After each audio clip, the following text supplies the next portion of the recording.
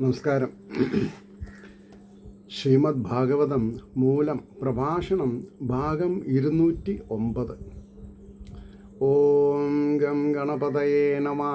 ഓം some സരസ്വതേ സ്വാഹ. ഓം ശ്രീ ഗുരുഭ്യോ നമഃ. ഓം ശ്രീ രംഗനാഥ ശർമ്മണേ നമഃ.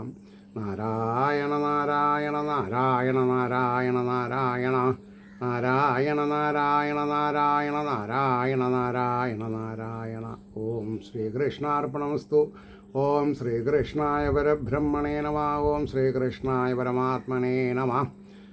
ഹരേ രാമ രാമ രാമ ഹരേ ഹരേ, ഹരേ കൃഷ്ണ കൃഷ്ണ കൃഷ്ണ ഹരേ ഹരേ.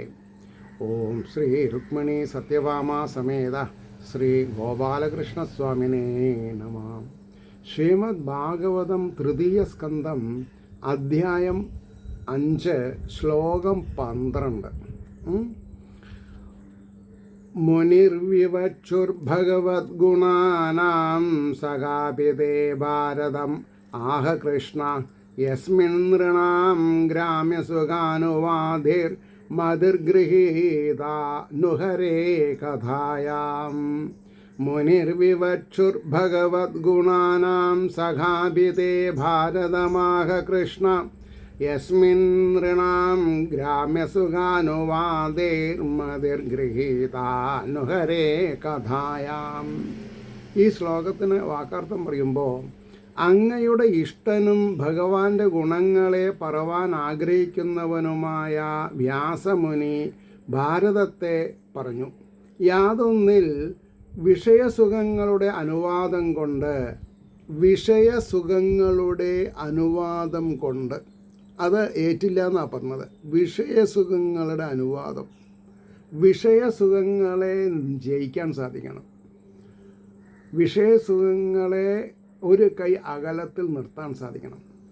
അപ്പോൾ മനുഷ്യരുടെ ബുദ്ധി ഹരിയുടെ കഥയിൽ ആകർഷിക്കപ്പെട്ടു നിശ്ചയം. അപ്പോൾ അതിനൊരു ഭാവാർത്ഥം എങ്ങനെയാ പറയാം? അങ്ങയുടെ സഖാവായ വ്യാസമുനിയും ഭാരതം എന്ന ആഖ്യാനത്തെ ആദ്യം വിവരിച്ചത് ഭഗവാന്റെ ഗുണങ്ങളെ പരമപുരുഷാർത്ഥത്തിനുള്ള, അതായത് മോക്ഷത്തിനുള്ള ഉത്തമ മാർഗമായിട്ട് ജനങ്ങളെ ധരിപ്പിക്കണം എന്നുള്ള ആഗ്രഹത്താൽ തന്നെയാണ്. ഭഗവത് ഗുണങ്ങളെ തന്നെ ആദ്യമേ പറയാമായിരുന്നില്ലേ? അതായത് ധർമാർത്ഥകാമ മോക്ഷത്തിനെ പറ്റിയിട്ടല്ലേ പറഞ്ഞത്. പക്ഷേ ഭഗവാന്റെ ഗുണങ്ങളെ ആദ്യമേ പറയാമായിരുന്നില്ലേ? അത് പറയാതെ ആദ്യം ഭാരതകഥ എന്തിനായിട്ട് പറഞ്ഞു എന്ന് ശങ്കിക്കുന്നതിന് സമാധാനം, ഭാരതത്തിൽ കാമക്രോധാദി വൃത്തികളോടുകൂടിയ മഹാരാജാക്കന്മാർ തുച്ഛമായ വിഷയസുഖത്തിനു വേണ്ടി തമ്മിൽ തല്ലി അവസാനം നിരാശയോടും അതൃപ്തിയോടും കൂടെ അവർ തന്നെ നശിച്ചു. ലൗകിക സുഖങ്ങളെ ആഗ്രഹിച്ച് പരിശ്രമിക്കുന്നവരുടെ ഫലം ഇതുതന്നെ. അതുകൊണ്ടാണ് പറഞ്ഞത്, where the modern science ends there starts the spirituality എന്ന് പറയുണ്ടായി. ലൗകിക സുഖങ്ങൾ കഴിഞ്ഞാൽ പിന്നെന്താ? നരകമാണ്. ആരും ശ്രദ്ധിക്കാനുണ്ടാവില്ല. കാരണം നമ്മൾ മമതയ്ക്ക് വേണ്ടി ജീവിച്ചിട്ടുണ്ടാവും. എൻ്റേതെന്നും എനിക്കെന്നും ഉള്ള ദുരാഗ്രഹത്തിൽ ജീവിച്ചവരെ അവസാന കാലത്ത് ആരും ശ്രദ്ധിക്കില്ല. നേരെ മറിച്ച് ആദ്യം മുതൽക്ക് അവസാനം വരെ പ്രീതികരമായിട്ട് ജീവിച്ചിരുന്ന ആൾക്കാർക്ക് അങ്ങനത്തെ ഒരു കഷ്ടകാലം വരില്ല. മാത്രമല്ല, മരണാനന്തരം എല്ലാവരും പുകഴ്ത്തും ചെയ്യും. ഇതാണ് പറഞ്ഞത്. അപ്പോൾ എന്ന് ജനങ്ങളെ ധരിപ്പിച്ചിട്ട് അവരുടെ വിചാരശക്തിയെ ഭഗവാന്റെ കഥകളിലേക്ക് തിരിച്ചു കൊണ്ടുവരണം എന്നായിരുന്നു ഭാരത വക്താവിൻ്റെ അഭിപ്രായം. ഇനി 13ാമത്തെ ശ്ലോകം നോക്കിക്കോളൂ. സാ ശ്രദ്ധദാനസ്യ വിവർദ്ധമാന വിരക്തിമന്യത്ര കരോതി പുംസ ഹരേ പദാനുസ്മൃതി നിർവൃതസ്യ സമസ്ത ദുഃഖാത്യയമാശുധത്തെ. സാ ശ്രദ്ധദാനസ്യ വിവർദ്ധമാന വിരക്തിമന്യത്ര കരോതി പുംസ ഹരേ പദാനുസ്മൃതി നിർവൃതസ്യ സമസ്ത ദുഃഖ അത്യയം ആശുധത്തെ എന്ന് വരുന്നത്. അപ്പോൾ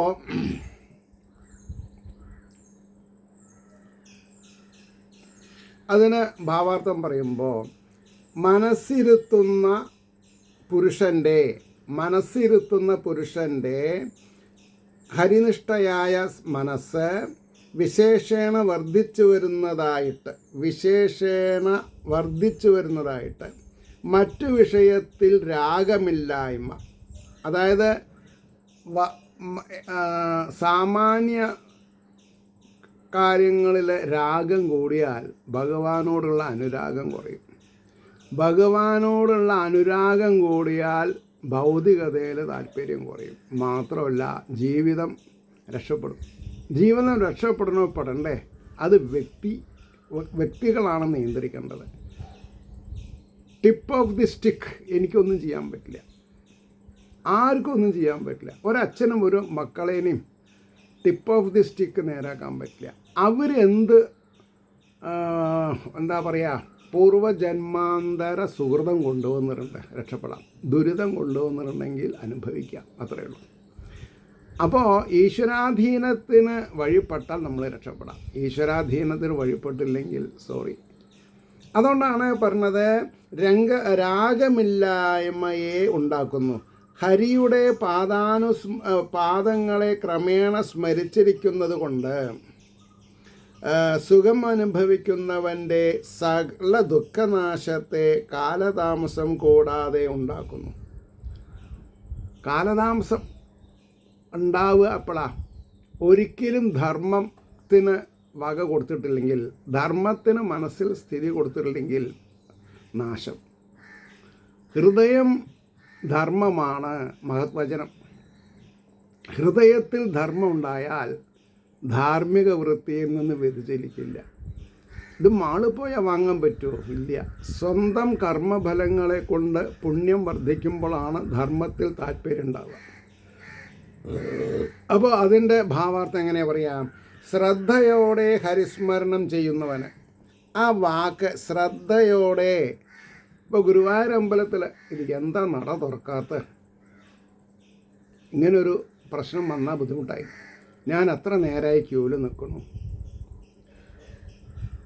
ഹോട്ടലുകളിൽ ടിഫിൻ്റെ സമയം കഴിയുമല്ലോ, ഊണ് കിട്ടില്ലല്ലോ, ഇങ്ങനെയൊക്കെ വിചാരിച്ചാൽ പിന്നെ അങ്ങനെയായിട്ട് പിന്നെ തോന്നിട്ട് കാര്യമില്ല. എന്തും സഹിച്ച് ദർശന സൗഭാഗ്യമാണ് വലുത് എന്ന് മനസ്സിലാക്കിയാൽ തർക്കമില്ല സാധാരണക്കാർക്ക്. ഞാൻ അതിൽ വിശ്വസിക്കുന്നില്ല. ദർശനം എന്നുള്ളത് ഭഗവാന്റെ ദർശനങ്ങളെ ഉള്ളിൽ വെച്ച് ആരാധിക്കുന്നവർക്ക് ബിംബത്തിൻ്റെ ദർശനം ആവശ്യമില്ല. അപ്പോൾ ധാർമ്മിക ചിന്ത ഉള്ളിലില്ലാതെ കണ്ട് വിഗ്രഹങ്ങളെ ദർശിച്ചത് കൊണ്ടും കാര്യമില്ല എന്നുള്ള വാസ്തവം എപ്പോഴാണ് മനസ്സിലാക്കുക? അവരവർ മനസ്സിലാക്കിയാൽ അവരവർക്ക് നന്ന് അല്ലേ? അപ്പോൾ പറഞ്ഞു, ശ്രദ്ധയോടെ ഹരിസ്മരണം ചെയ്യുന്നവന് ആ സ്മൃതി ക്രമത്തിൽ വർദ്ധിച്ചു വരുന്നതിനാലുള്ള സുഖാനുഭവം നിമിത്തം ലൗകിക സുഖഭോഗ സമ്പാദന വിഷയത്തിൽ അഭിനിവേശം കുറഞ്ഞു വരും. എനിക്കും മദ്യം കുടിച്ചാൽ ഇറങ്ങും, സിഗരറ്റ് വലിച്ചാൽ പുകപ്പെടാൻ എനിക്കറിയാം. പക്ഷേ എനിക്കത് രണ്ടും ആവശ്യമില്ല, ഞാൻ സ്വീകരിച്ചിട്ടില്ല. കാരണം എന്താ? എനിക്ക് അതിനേക്കാൾ പ്രിയോറിറ്റി ഉണ്ട്. എനിക്ക് എൻ്റെ അമ്മയെ നോക്കണം. അച്ഛൻ നടത്ത കാലത്ത് രക്ഷപ്പെട്ടു. അത് കഴിഞ്ഞിട്ട് father in law and mother in law, അത് വലിയൊരു സബ്ജക്റ്റാണ്. അപ്പോൾ അതിലൊക്കെ സന്തോഷം ഉണ്ടാവണം വിചാരിച്ചാൽ ലൗകികതയിൽ താല്പര്യം കുറയണം. സൈറ്റ് സീയിങ് ഞാൻ പോവാറില്ല. സൈറ്റ് സീയിങ് അപകടം എന്നുള്ളത് വേദത്തിൽ പറയുന്നുണ്ട്. അതുകൊണ്ട് ഞാൻ രക്ഷപ്പെട്ടു. കാരണം എന്താ? എനിക്ക് കുറ്റബോധമില്ല, ഞാൻ പോയി കണ്ടില്ലല്ലോ ഒന്നും. ദൃശ്യത്തിൽ ഭ്രമിക്കരുത്, ദൃക്കിനെ അനുസന്ധാനം ചെയ്യുന്ന വേദവാക്യം. ദൃശ്യങ്ങൾ സദാ ചേഞ്ച് ആയിക്കൊണ്ടിരിക്കും. അപ്പോൾ അത് കണ്ടിട്ട് എന്താ കാര്യം? ചേഞ്ച് ആവാത്ത വ്യക്തി ഏതാ? തൻ്റെ ഉള്ളിലുള്ള ജീവാംശം, ജീവൻ. അതിനാണ് പരബ്രഹ്മം, കൃഷ്ണൻ, രാമൻ എന്നൊക്കെ പറഞ്ഞത്. അത് ഏത് ദ്വാപരയുഗത്തിൽ വരുന്ന കൃഷ്ണനും ഏത് ത്രേതായുഗത്തിൽ വരുന്ന ശ്രീരാമനും മാറ്റമില്ല. പ്രദോഷമുണ്ട്. ചതുര്യുഗങ്ങൾ മാറി മാറി വരുന്നുണ്ട്. അപ്പോൾ ഇത്രയൊക്കെ മനസ്സിലാക്കിയാൽ ആനന്ദം പരമാനന്ദം സച്ചിദാനന്ദം ചിന്മയാനന്ദം, അതാണ് പറയാൻ കാരണം. അപ്പോൾ ഹരിസ്മരണം തന്നെ ക്രമത്തിൽ ആനന്ദത്തെ അഭിവൃദ്ധിപ്പെടുത്തുന്നു. അപ്പോൾ ഈ വിളക്ക് തീരുന്നതിൻ്റെ മുമ്പേ എണ്ണ ഒഴിക്കണം, എന്നാലേ കത്തിക്കൊണ്ടിരിക്കുള്ളൂ അല്ലേ. അപ്പോൾ അതേപോലെ ആനന്ദം അനുഭവിച്ചോളൂ. പക്ഷേ അത് സപ്പോർട്ട് എങ്ങനെയാണ് ചെയ്യുക? അതിനെ ഹരിസ്മരണം, ഹരേ നമ, ഓം ശ്രീ ഹരേ നമ പറഞ്ഞാൽ പോരാ, തത്വങ്ങൾ ഉൾക്കൊണ്ട് ജീവിക്കണം. മനസ്സിലായില്ലേ? അപ്പോൾ ശരീരഭാവന നിമിത്തമുണ്ടാകുന്ന മഹാതാപങ്ങളെല്ലാം കാലതാമസമെന്നിയെ നശിക്കും. ഇത് വലിയൊരു ആപ്തവാക്യ. എന്താണ്? അപ്പോൾ ശരീരഭാവന എനിക്ക് വയ്യ, എനിക്ക് എണീക്കാൻ വയ്യ, എനിക്ക് ഷുഗറാണ്, പ്രമേഹമാണ്, രണ്ടും തന്നെ അല്ലേ. പ്രഷറുണ്ട്, ഉണ്ടായിക്കോട്ടെ. പ്രഷറുണ്ട് വിചാരിച്ചിട്ട് പ്ലഷറിനെ എന്തിനാണ് നശിപ്പിക്കുന്നത്? പ്രമേഹമുണ്ട് എന്ന് വിചാരിച്ചിട്ട് പ്ലഷറിനെ എന്തിനാണ് പ്രഷറാക്കണത്? പ്ലഷർ എന്ന് പറഞ്ഞാൽ ആനന്ദമാണ് അല്ലേ. അതിന് ശരീരഭാവന പാടില്ല. ശരീരത്തിനെ മറന്ന് ശരീരത്തിൽ നിവസിക്കുന്ന ഈശ്വര ചൈതന്യത്തിനെ അനുസന്ധാനം ചെയ്താലാണ് ആനന്ദം അനുഭവിക്കാൻ പറ്റുള്ളൂ. ഇത് വളരെ തർക്കമറ്റൊരു വിഷയമാണ്. ചിലവരുടെ വിചാരം ഈ ഭൗതിക ജീവിതമാണ് ശ്രേയസ്. അല്ല, അത് പ്രേയസ്സാണ്. എന്ന് പറഞ്ഞാൽ എന്താ? നമ്മളെയും കൊണ്ട് നരകത്തിലേക്ക് പോകണതാണ്. ശ്രേയസ്സാണെങ്കിലോ നമ്മളെയും കൊണ്ട് വൈകുണ്ഠത്തിലേക്ക് പോവും. എന്തിനാ വൈകുണ്ഠത്തിൽ പോകണം? തിരിച്ച് പുനർജന്മം എടുക്കാതെ കണ്ടിരിക്കാൻ. എന്താ അങ്ങനെ പറയുന്നത് എന്ന് ചോദിക്കുകയാണെങ്കിൽ, ഈ ജന്മവാസം ഗർഭസ്ഥ ശിശുവിൻ്റെ വിഷമം ചില്ലറയൊന്നുമല്ല. അത് പറഞ്ഞറിയിക്കാൻ പറ്റില്ല. അതേമാതിരി തന്നെ മരണവെപ്രാളം. അപ്പോൾ ജനിച്ചാൽ മരിക്കാതെ കണ്ടിരിക്കില്ല. അപ്പം മരിക്കാതെ കണ്ടിരിക്കണമെങ്കിൽ ജനിക്കാതെ കണ്ടിരിക്കണം. എന്തിനാ ഇത്രയൊക്കെ ആലോചിക്കണേ എന്ന് ചിലർ ചോദിക്കും. ആ ആലോചനയാണ് നേരായ വഴി, ബാക്കിയുള്ളതൊക്കെ വളച്ച വഴിയാണ്. അപ്പോൾ ശരീരഭാവന നിമിത്തമുണ്ടാകുന്ന മഹാതാപങ്ങളെല്ലാം കാലതാമസം എന്നിയേ നശിക്കും. അതാണ് ഈ പുത്രേഷണ, ധാരേഷണ, അർത്ഥേഷണ. ഇത് ശരീരത്തിൻ്റെയാണ്, ശരീരബന്ധികളാണ്. ആത്മബന്ധി ആത്മാവ് മാത്രമേ ഉള്ളൂ. അപ്പോൾ എല്ലാവരെയും തുറന്ന മനസ്സോടുകൂടി സ്നേഹിക്കുക, ബഹുമാനിക്കുക, ആദരിക്കുക, നമസ്കരിക്കുക. 14-ാമത്തെ ശ്ലോകം ശ്രദ്ധിച്ചോളൂ. താൻ ശോച്യ അശോച്യാനവിദോ അനുശോചേ ഹരേ കഥായാം വിമുഖാനഘേന ക്ഷീണോതി ദേവോ അനിമിഷസ്തു യേഷാം ആയുർവൃഥാ വാദഗതി സ്മൃതീനാം. അനാവശ്യമായിട്ട് വാദഗതിയിൽ പോയി പെടരുത് എന്ന് പറഞ്ഞു. എങ്ങനെ? ശോച്യാനവിദയോ അനുശോചേ.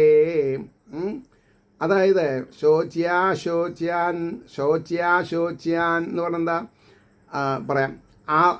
പാപത്താൽ ഹരികഥയിൽ താല്പര്യമില്ലാത്തവരും പാപം ചെയ്യുക കാരണമാണ് ദോഷവശങ്ങൾ ജാസ്തി മനസ്സിലുള്ളത് കൊണ്ടാണ് സത്സംഗത്തിന് പോവാതെ കണ്ടിരിക്കുന്നത്. ഇപ്പോൾ ഞാൻ ഗുരുവായൂർ പോയാൽ സത്സംഗം ഉണ്ടോയെന്നാണ് നോക്കുക. അമ്പലത്തിൻ്റെ ഉള്ളിൽ കിടന്ന് തൊഴാറില്ല. അത് നിഷിദ്ധമായിട്ടല്ല, അതിനേക്കാളിലും വില സത്സംഗത്തിനാണ്. അപ്പോൾ സെക്കൻഡ് ഷോ സിനിമയ്ക്ക് പോകണമെന്ന് വിചാരിച്ചിട്ട് ഗുരുവായൂർക്ക് പോകുന്ന ആൾക്കാരുണ്ട്. അല്ലെങ്കിൽ ഒരു ദിവസം ഫ്രണ്ട്സായിട്ട് ആഷ് ചെയ്യാമെന്ന് വിചാരിച്ചിട്ട് ഗുരുവായൂർക്ക് പോകുന്ന ആൾക്കാരുണ്ട്. അതല്ല, ശരിയായ ആനന്ദം മനസ്സിൻ്റെ ഉള്ളിലാണ്. അതിന് 10 പൈസ ചിലവില്ല. അതാണ് hard and money need not be swindled. അനാവശ്യമായിട്ട് ചിലവാക്കേണ്ട ആവശ്യമില്ല. അപ്പോൾ പാപത്താൽ ഹരികഥയിൽ താല്പര്യമില്ലാത്തവരും അതീവ ശോച്യന്മാരുമായിരിക്കുന്ന അതീവ ശോച്യന്മാരെന്ന് പറഞ്ഞാൽ പാപികളെന്നാണ് അർത്ഥം. എപ്പോഴും ദുഃഖിച്ചുകൊണ്ടിരിക്കുക. അറിവില്ലാത്തതുകൊണ്ടാണ് അനുശോചിക്കുന്നേൻ, ഇനി പരിതപിക്കണമെന്നർത്ഥം. മനസ്സിലായില്ലേ? എന്നിട്ടോ പിന്നെ അനുശോചിക്കുന്നേൻ, നിഷ്പ്രയോജനമായിട്ട് വാദിക്കുക. അതാണ് വൃഥാവാദഗതി സ്മൃതീനാം. പാടില്ല, ചെയ്യാൻ പാടില്ല. ഒന്നും കിട്ടില്ല. ഒന്നും ഇപ്പം നമ്മുടെ ഈ TV ചാനലിൽ പ്രൈം ടൈം ഡിസ്കഷൻ നടക്കും. അത് സത്യത്തിൽ നിഷ്പ്രയോജനമാണ്. അതുകൊണ്ട് ആരും നേരായിട്ടില്ല. എന്നാൽ ഞാൻ ധാർമ്മിക വൃത്തിയിൽ നിന്ന് അണുയിട വ്യതിചലിക്കില്ല എന്നൊരു തീരുമാനം ആരെടുത്തിട്ടുണ്ടോ അവരൊക്കെ രക്ഷപ്പെടും. ഞാൻ ധാർമ്മിക രീതിയിൽ നിന്ന് വ്യതിചലിക്കില്ല. കട്ടായം കട്ടായം കട്ടായം. അപ്പോൾ ഇവിടെ പറഞ്ഞു, നിഷ്പ്രയോജനമായിട്ട് വാദിക്കുക, പ്രവർത്തിക്കുക, സ്മരിക്കുക എന്നിവ ചെയ്യുന്ന യാതൊരുത്തരുടെ ആയുസ്സിനെ കണ്ണടയ്ക്കാതെയിരിക്കുന്ന ദേവൻ ക്ഷയിപ്പിക്കുന്നു. ഭഗവാൻ കണ്ണടയ്ക്കണില്ല. നമ്മൾ പറയും കൃപാകടാക്ഷം ചൊരിയണമേ, പക്ഷെ ഭഗവാൻ നിർനിമേഷനായിട്ട് കണ്ണ് തുറന്നിട്ടിരിക്കുക. ആരാണ് നിഷ്കാമകാമത്തോടു കൂടി എന്നിലേക്ക് അണയണമെന്ന് വിചാരിക്കണത്? വരൂ വരൂ എന്ന് ഭഗവാൻ പറയണം, നമ്മൾ കേൾക്കണില്ല. ക്ഷയിപ്പിക്കുന്നു എന്നൊരു വാക്കുണ്ട്. എന്താ അത്? നമ്മുടെ ആയുസ്സിനെ ക്ഷയിപ്പിക്കുക. ധാർമ്മികമായ കാര്യങ്ങൾ ചെയ്യാൻ സമ്മതിക്കില്ല, അധർമ്മം ജാസ്തിയാണെങ്കിൽ. അപ്പോൾ അധർമ്മം ഇല്ലാത്തൊരവസ്ഥയെ പ്രാപിക്കാൻ നമ്മളെ കൊണ്ട് സാധിക്കണം. ഇനി അതിൻ്റെ ഭാവാർത്ഥം പറയുമ്പോൾ, ഹരിസ്മരണം ചെയ്യേണ്ടതാണെന്ന് വിചാരിപ്പാൻ വിശേഷ ബുദ്ധി ഇല്ലാതെ പോയ പശു, പക്ഷി മുതലായ പ്രാണിവർഗങ്ങളെക്കുറിച്ച് വ്യസനിക്കണം. മനുഷ്യന്മാരിലും വിശേഷ ബുദ്ധിയുള്ള മനുഷ്യജന്മം ലഭിച്ചിട്ടും ഭഗവാനിൽ ഭക്തിയില്ലാത്തവരെ കുറിച്ചാവട്ടെ എത്രയോ അധികം വ്യസനിക്കേണ്ടതായിരിക്കുന്നു. ദുർലഭമായ മനുഷ്യജന്മം സിദ്ധിച്ചിരിക്കെ സംസാര മഹാഭയത്തെ തീർത്ത് പരമാനന്ദം നൽകുന്ന കരുണാനിധിയെക്കുറിച്ച് കീർത്തിക്കുകയും ഈശ്വര പ്രീത്യർത്ഥം പ്രയത്നിക്കുകയും, ഈശ്വരൻ്റെ പ്രീതിക്ക് വേണ്ടിയിട്ട് പ്രയത്നിക്കണം. അവരവരുടെ നിലനിൽപ്പിന് വേണ്ടിയിട്ടല്ല പ്രയത്നിക്കേണ്ടത്. അപ്പം ചിലവർ ചോദിക്കും, പിന്നെ എങ്ങനെയാണ് പട്ടാമ്പി കാര്യങ്ങൾ നടക്കുക? കാര്യങ്ങൾ നടക്കും. ഞാനൊരു ഉദാഹരണമാണ്. ഞാനതിനൊരു ഉദാഹരണമാണ്. ഞാൻ എനിക്ക് വേണ്ടി ജീവിച്ചിട്ടില്ല എന്ന് പറഞ്ഞാൽ എൻ്റെ ആഗ്രഹങ്ങൾ, അഭിലാഷങ്ങൾ ഞാൻ നിറവേറ്റിയിട്ടില്ല എന്നല്ല അർത്ഥം. എൻ്റെ ചുമതലകളും കടപ്പാടുകളും ഞാൻ സവിസ്തരം ചെയ്യുക കാരണം എൻ്റെ ശരീരത്തിന് ക്ഷീണം പറ്റിയിട്ടില്ല. പിന്നെ ശരീരം ഇന്നല്ലെങ്കിൽ നാളെ നശിക്കേണ്ടതാണ്, അത് മനസ്സിലാക്കണം. ശരീരം നശിക്കാണ്ടിരിക്കാൻ പറ്റില്ല. നമ്മളെ സ്നേഹിക്കുന്നവരും ബഹുമാനിക്കുന്നവരൊക്കെ വിട്ടുപിരിഞ്ഞിട്ട് നമ്മൾ മാത്രം ജീവിച്ചിരുന്നിട്ട് എന്താ കാര്യം? അപ്പോൾ സമയമാകുമ്പോൾ നമ്മളെല്ലാവരും പോണ്ടവരാണ്. അതിന് വിഷമം വിചാരിച്ചിട്ട് കാര്യമില്ല. അപ്പോൾ പരമാനന്ദം നൽകുന്ന കരുണാനിധിയെക്കുറിച്ച് കീർത്തിക്കുകയും ഈശ്വര പ്രീത്യർത്ഥം പ്രയത്നിക്കുകയും ക്ഷേത്രങ്ങളുടെ പുനരുദ്ധാരണത്തിന് വേണ്ടി പ്രവർത്തിക്കാം. അത് നിഷ്ഫലമല്ല, അത് വലിയ ഫലം ചെയ്യും. പക്ഷേ 10 ആനേനെ എഴുന്നള്ളിക്കണമെന്ന് പറഞ്ഞിട്ടില്ല. ഇപ്പം ഇതിൻ്റെ ഇടയ്ക്ക് ഇവിടെ BP അങ്ങാടിയിലൊരു നേർച്ചയ്ക്ക് ഒരാളെ പിടിച്ച് കുടയണ് കണ്ടു, തുമ്പിക്കൈയിൽ ഇട്ടിട്ട് വലിച്ച് ഇഴയ്ക്കണ കണ്ടു. നെഞ്ഞു പൊട്ടിപ്പോവും. ഗണപതി അങ്ങനെ ചെയ്യില്ല എന്നുള്ളത് ഉറപ്പല്ലേ? പിന്നെ നിങ്ങൾ ഈ കർക്കിടക മാസത്തിന് ഈ ആനയെ പൂജിക്കണതിൽ എന്താ താല്പര്യമുള്ളത്? ഗണപതിക്ക് ആനയുടെ തല മാത്രമേ ഉള്ളൂ. ആനയ്ക്ക് വിചാരശക്തി ഉണ്ട്. അത് അനുഭവിക്കുന്ന പീഡന പരമ്പരകളെ ബാധിക്കുന്നതാണ് ആനപ്പക. ശ്രദ്ധിക്കേണ്ട കാര്യങ്ങൾ അതൊക്കെ. അപ്പോൾ ഈശ്വരീയതയെ അവിസ്മരിച്ചുകൊണ്ട് ഒന്നും നമുക്ക് ജീവിക്കാൻ പറ്റില്ല.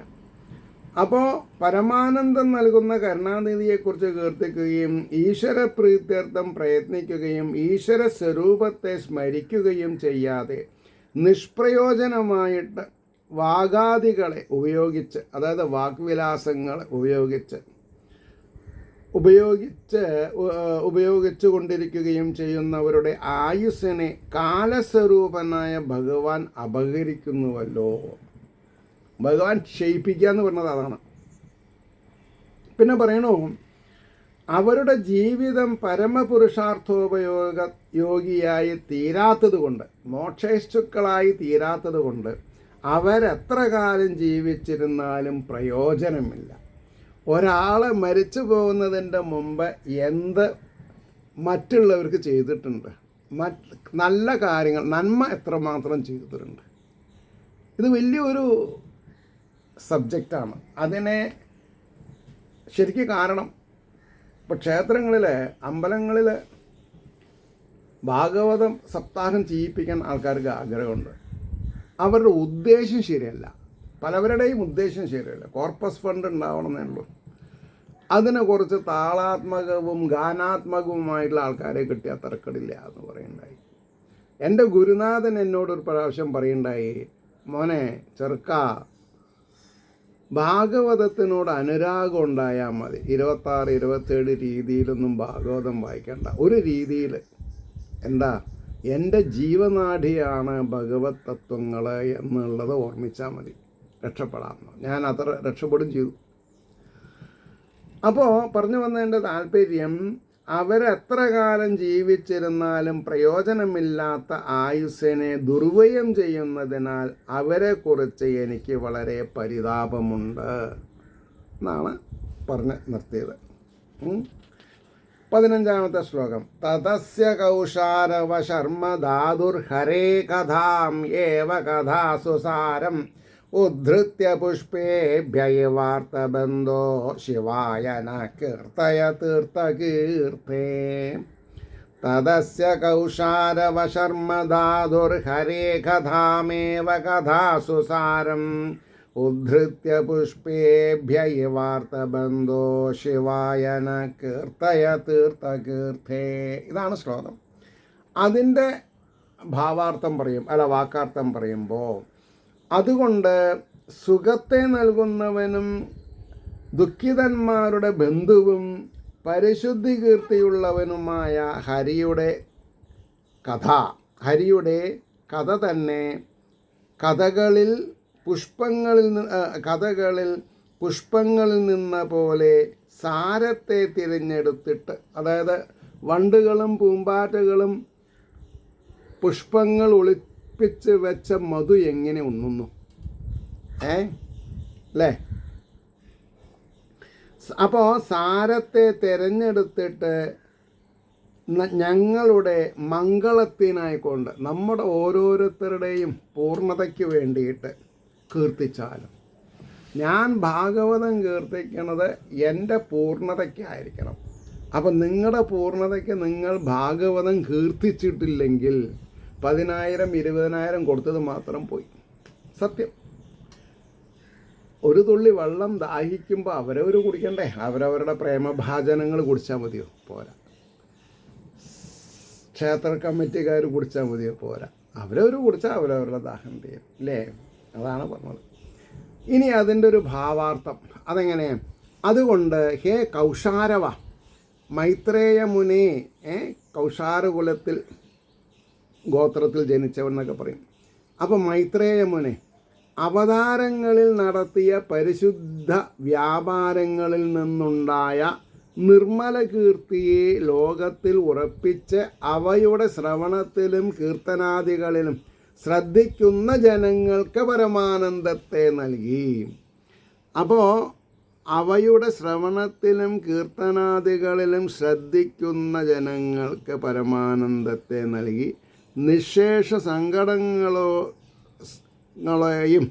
തീർത്ത് രക്ഷിക്കുന്ന ശ്രീഹരിയുടെ കഥകളിൽ സാരഭാഗത്തെ, പുഷ്പങ്ങളിലുള്ള സാരത്തെ വണ്ടുകളെന്ന പോലെ നിന്തിരുവടി വേർതിരിച്ചെടുത്ത് ഞങ്ങളുടെ കൈവല്യഗതിക്കു വേണ്ടി, മോക്ഷത്തിന് വേണ്ടി കീർത്തനം ചെയ്യുവാൻ കരുണ ചെയ്യണം. ഭഗവാന്റെ കരുണയില്ലാതെ കണ്ട് ഒരു കാര്യം നടക്കില്ല.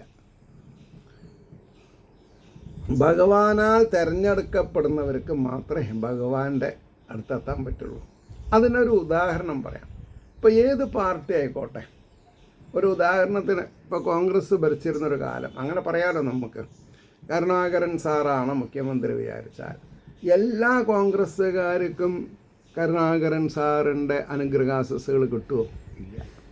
കരുണാകരൻ സാറ് ആഗ്രഹിക്കുന്ന ആൾക്കാരെ വിളിച്ചു വരുത്തി ഫോട്ടോ എടുപ്പിക്കും, അവർക്ക് വേണ്ട സൗകര്യങ്ങൾ ചെയ്യും.